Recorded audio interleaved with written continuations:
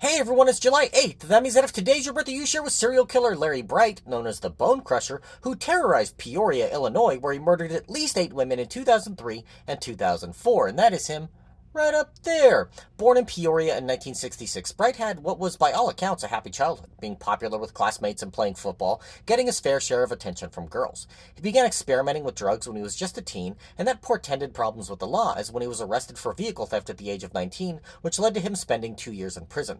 Relatives say that prison changed him, though he never talked about his experiences behind bars. After his incarceration, he tried to go straight, working a physically demanding job of laying concrete, which led to a back injury.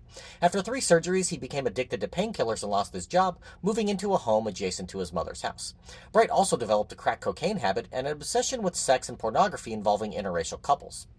In 2003, the strangled bodies of black women began turning up in the Peoria area, and because many of them were homeless or prostitutes, the authorities didn't put in the same resources they might have otherwise.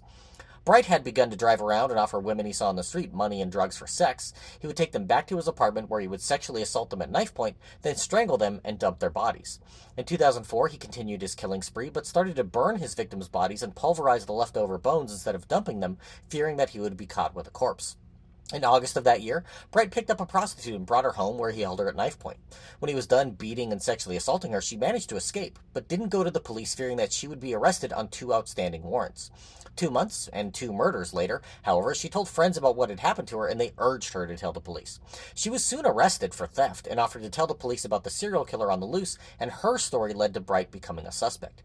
A $20,000 reward had been established by this point for information leading to the arrest and conviction of the killer, but she was denied any part of it because the police were about as vigilant in handing that out as they were at investigating the murders. But her information led to Bright being picked up, and ashes containing bone fragments were found in freshly dug holes outside his home. The press dubbed him Bone Crusher, and he finally admitted to what he had done.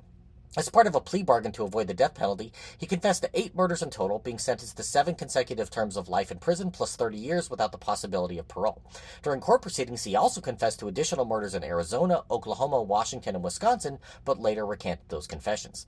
He remains behind bars to this day.